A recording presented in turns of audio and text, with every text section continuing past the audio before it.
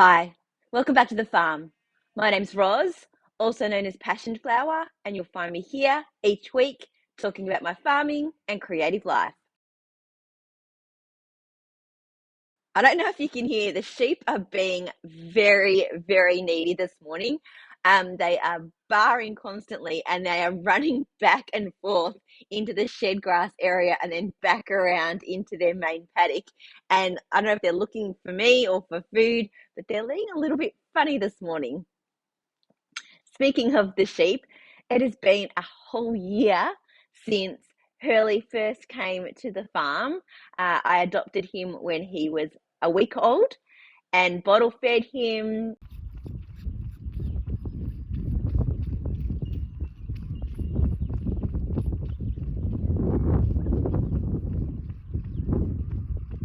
Then later on got Vito and Evie. But yeah, it's been a year since I got Hurley, which is so hard to believe. It feels like I've had him for a really long time.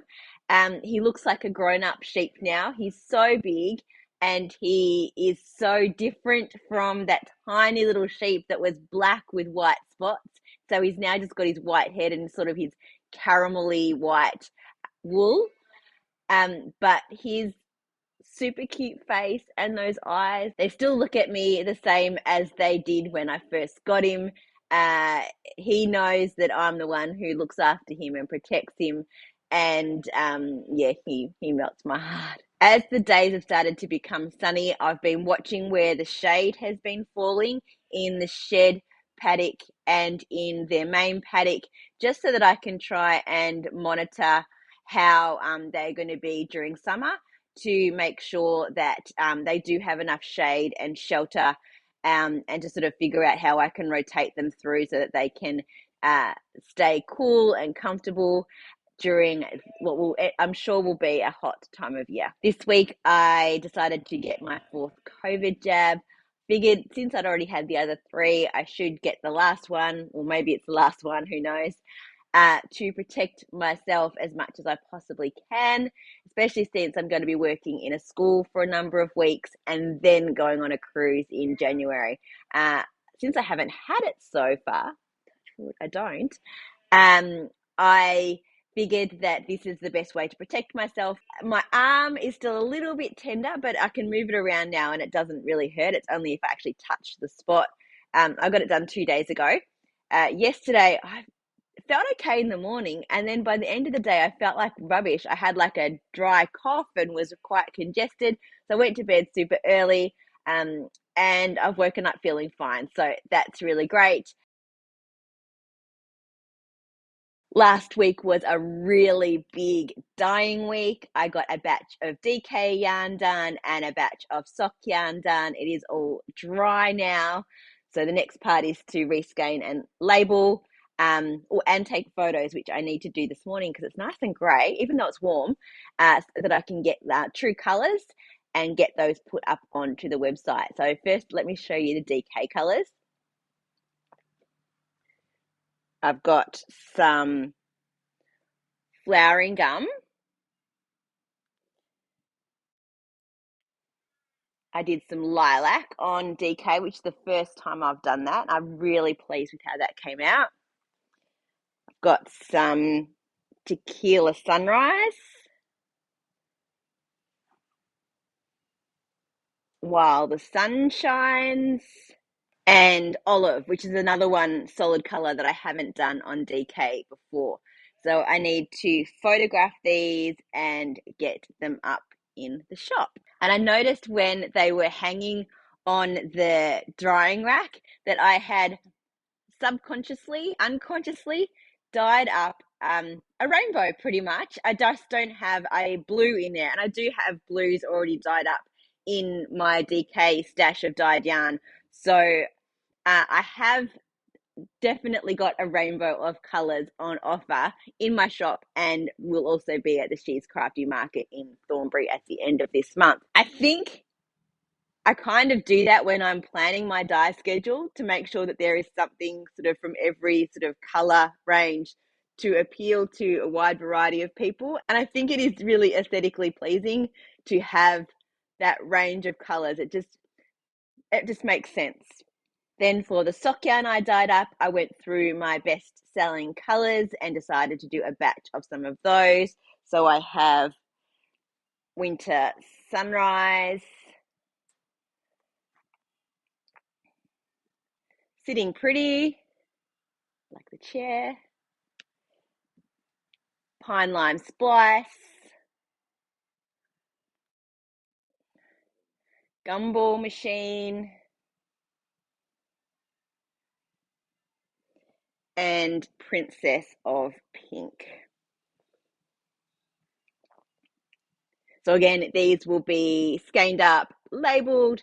Some will be put in the shop now and some will be saved for the Thornbury in-person market for Sheets Crafty. Next on the dye schedule are flower colourways on my sock yarn, on my garden variety sock. So there are a few that have been sold out. Lavender has been really popular and so has flowering gum. So I need to get those redone and then I'll look at the numbers of the other ones and rebuild up the stock of those as well. So that will be next week. I'll get the yarn ready to dye probably today and end up putting it into the dye pots early next week. So watch my Instagram feed for updates on the colours that are coming out from that. Today, after I record, I will be preparing for another session of sock classes at Unwind Craft Cafe this Saturday. So by the time you see this, they'll already have happened. If you do want to take a sock class, there is one more scheduled for this year, and that is in December. I will leave a link down below to the booking page for those classes if you're interested.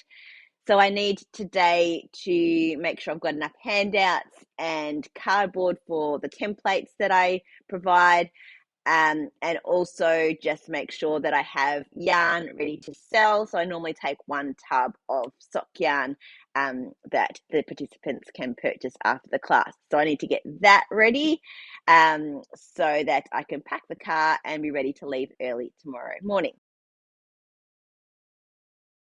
I actually did some crafting this week. Still not a ton, but better than none at all. I finished repairing those socks for my dad. I showed a video a few weeks ago where I talked about how I was going to do it, and I stopped because the video all went a bit astray. I forgot to press record. Anyway, you can go back and see that episode. But I did sit down and finish the second sock. So here is the second one all done with a brand new fresh heel in. Here is the first one. Still need to weave in this end, but apart from that, it is completely done. So I have repaired those socks for him. I am working on the heel of the second of my two at a time socks. So I'm halfway through the short rows. I know where I'm up to. I can keep track. I had to stop and I just haven't picked it back up again. So there it is in the middle of a short row. But the first heel is completely done and it won't take me much to finish that second one. I probably did that this afternoon so I can take these to the sock class to show the knitting 2 at a time and the different heels and toes. I also started another sock. I couldn't help myself. I started on the opal socks that the yarn that I got as a gift from Germany. So here is the little toe. I decided to start with the expedition yarn in the Cook Carl colorway is what I've discovered, because I opened up the inside of the band and they all are like rolls on the expedition and then a name. So it's like what they do and the person. So they're little, it's about characters on this expedition. And then they've been paired with an animal. And this one's been paired with sort of skunk, black and white. So yeah, and all the others have different animals on the inside of the label. I've also finished the yoke on my Ramuri sweater. I think I said it right this time. Don't know. It's been slow, let's be honest. But I think now that I've finished the the mosaic section on the yoke, it will start to go a lot quicker. So I had to fudge the increases just after the yoke a little bit because I didn't read the pattern properly. It was a little unclear. It had like increase instructions, and then I thought it had a second set of increase instructions if you thought that you'd need like more room in your arms. And I always need more room in my arms. So I'm like, yep, okay, I will do that second lot of increases. But what it actually meant was instead of doing the first lot of increases, you should have done the second one instead, because it was double the amount of increases in the second instructions as opposed to the first one. So I did the first. I'm like, I'm not going to unpick a whole row of increases just to put in more increases. So what I did is did another just plain knit row with the increases in that row as well, and did them offset against the ones that I'd already done. I ended up with 2 more stitches than I was supposed to have. So that's fine. I've just made a note of that so that I can make sure that I split the right amount for the sleeves. Now I'm working on a second lot of short rows so that the back is a little bit higher. And then I'll just start into the plain knitting before splitting for the sleeves. So I'll probably have a fair bit of plain knitting before I split, just because of how I like that across my shoulder. I don't like to have it too tight. But yeah, I've done the shortest yoke. I didn't add any more to the repeat. I just decided that this was enough.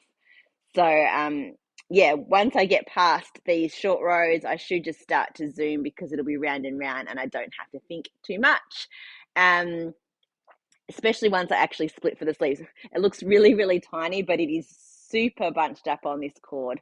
But I'm not going to put a bigger cord on because soon I'll be taking off stitches for the sleeves. So I'm just going to leave it as is and just deal with having to shuffle them around a little bit until I get to that point. Well, that's it for another week. Thanks for spending some time with me. If you're enjoying these videos, please give me a thumbs up and subscribe to my channel. And I look forward to seeing you next week on the farm. Bye.